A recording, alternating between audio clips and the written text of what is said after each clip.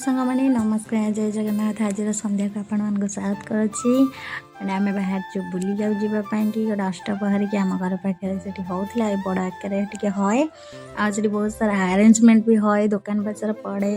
गुपचुप ice cream ठू सब पापड़ नली ठू सब पड़े खेलना ठू भी आरंभ करके छुआपाई आज बहुत सुंदर से सजासजी भी होता है। आउ गला पर आम से देखू कीर्तन भजन कीर्तन होता माँ से बसते मो झील को धरिकी मुझे गाड़े पलि आसते बुलाबुली करने आउ मो झील को लेकिन आसना मैं एकाड़े आसती ये बहुत सारा खेलना पड़ता छुआर से देखी आउे भाजी थी गुपचुप खावाई कि गुपचुप खाई सारिकी आज भी बहुत भिड़ था। गुपचुप खाई सारे पुणी आसती माँ पाखक मो झील से आउे आसिक से भितर बुलाबुली करूँ ठाकुर पाखे ये चंदन नगा नगी करूँ आगे फटो भी उठे से जाइए प्रसाद सेवन व्यवस्था थी प्रसाद सेवन करा से खाइबारे मो झील मो सागर खाई ना से तार एक्सट्रा गोटे पत्र आनी खाई मत भी अनाऊँगी से भात डालमा खटा खीरी आम खाई खाई सारा पुणी आसलु से बजार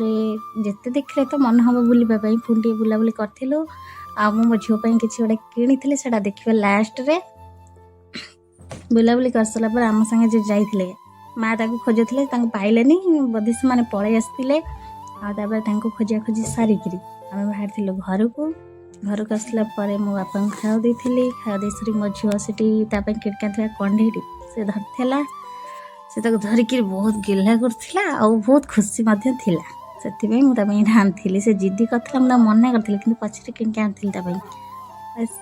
ये आज संध्या आम मिनी ब्लॉग जब आपको भल लगी मो चैनल को लाइक एंड सब्सक्राइब कर दे।